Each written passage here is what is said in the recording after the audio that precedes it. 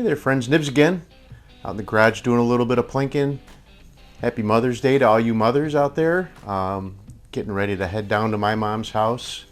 Very happy to still have her around. I know a lot of people my age don't have their mothers anymore, but I'm very happy that my mom's still with us and I can go visit with her.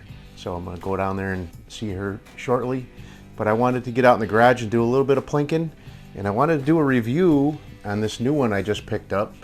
Very cool, very cool old gun.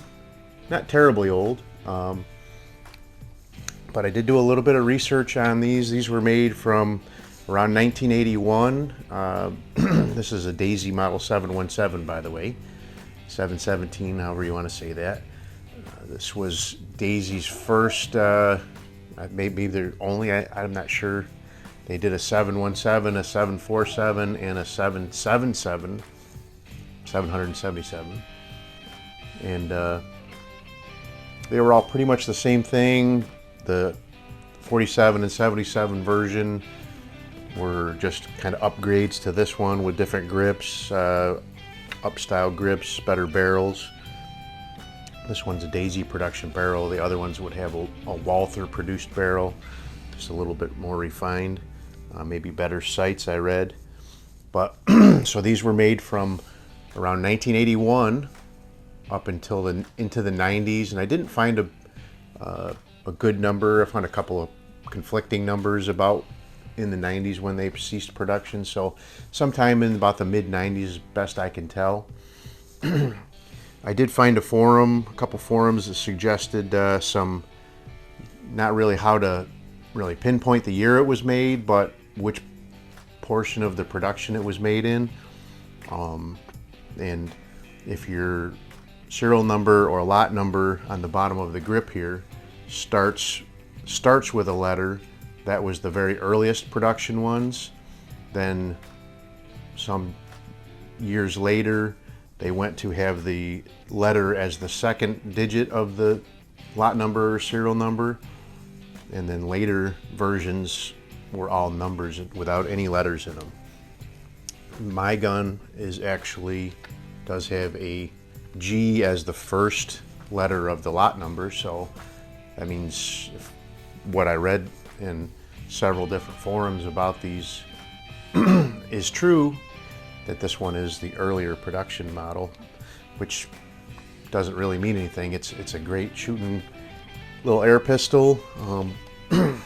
So a few of the features of it has a cross bolt safety. These are a single stroke pneumatic, so you would pull the handle all the way out like this, and then if you don't cock it, won't pump up. If you can hear the wind go in there, but so you pull that out, you have to have that cocked, and then you pull it back and it compresses one charge of air, and then you pull the trigger and it trips the valve and shoots that air down the barrel, hopefully with the pellet. So this particular one, it was listed on eBay as broken, doesn't hold air, and I got it home, or I got it yesterday and unpacked it, and it wasn't working. It would actually compress the charge, but when you fired it, it sounded like the valve was not going off or was being tripped very slowly or whatever. And actually what I found out, there was 5 pellets jammed in the barrel, and all the air was just bleeding out through the back, and it had a pretty good seal from the pellet probe still, so it was bleeding out really slowly. So I've done some practice shooting with it now, and I want to do a couple of groups with you guys and just let you see how well it actually can work. I did put my famous orange dot on my front sight so that I can get a good sight picture from this. I just have a hard time with sighting in on open sights without doing something on the front and giving me a little bit of help there. So actually what I like to do, and I cocked it first, but I like to pull the handle out first because that draws air in. The way that this works, when you pull that all the way out, you have to wait till it gets all the way to the end of the stroke, and you'll hear it suck in air if you've already cocked the action. So I usually like to pull the handle out, then cock it, put my pellet in there, and then close the breech, close the pump handle. It seems like that gives me the best charge of air. So the first group I'm going to do, I'm shooting some very good Meisterkugels, and we'll go ahead and see what kind of group we can do with those. I'll shoot 5 shots with that, and then we'll do something else. I don't know, probably the Daisy wad cutters. These are 7 grains.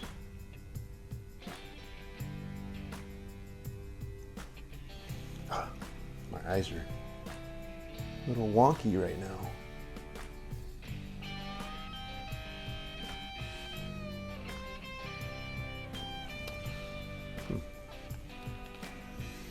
I did measure the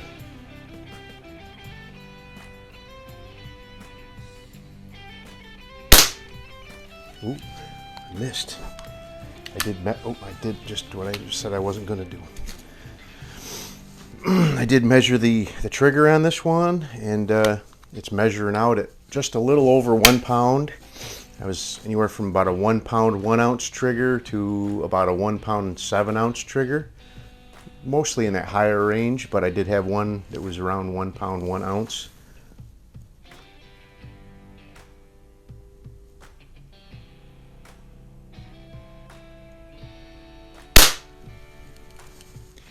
I think I do need to adjust this guy a little bit. There,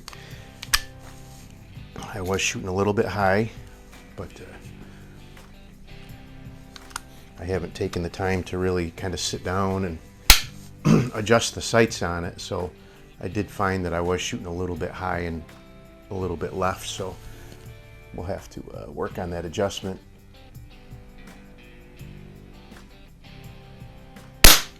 Before I go and do a head-to-head challenge with this guy against some of my other pistols, but I think this is going to be a real contender in the garage here. I have a lot of fun with these head-to-head challenges when I do those.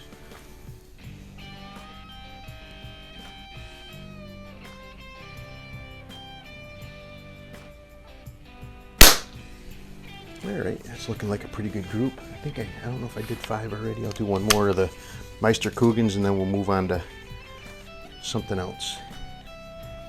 Maybe I'll grab something different, a little bit heavier.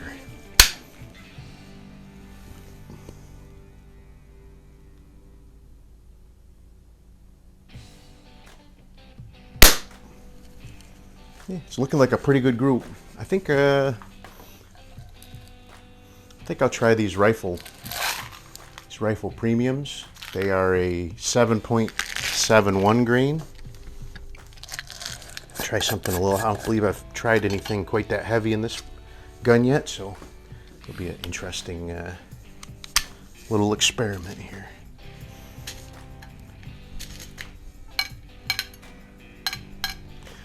So what I've found is I lose count of my pellets, so it's a good idea to, if you're going to shoot a 5-shot group, count out 5 pellets before you even start. That way, when they're all gone out of the lid of the tin, you know you're done.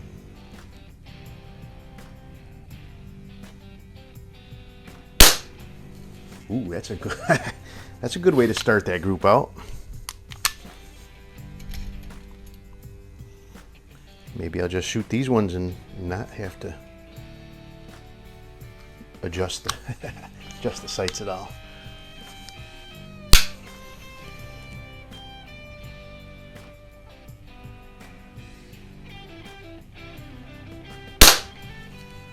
Yep, it's looking good.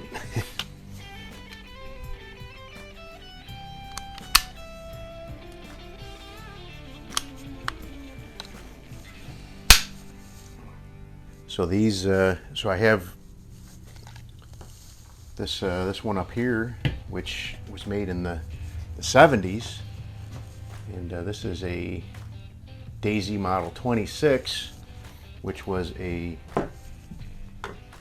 rebranded Gamo product, and that one was made in about the mid 70s, and I think maybe this was kind of the one that followed in that one's footsteps. I do like the quality, the fit and finish of that Gamo is very nice.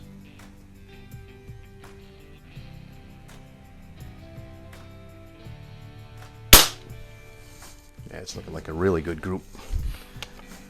I may have found the pellet that this gun likes. But I do like shooting these PCPs. Just this one's kind of all pot metal pieces, aluminum, whatever you want to call it. That Gamo is all steel, really nice, real nice fit and finish. But shooting the PCPs is a lot more pleasant overall.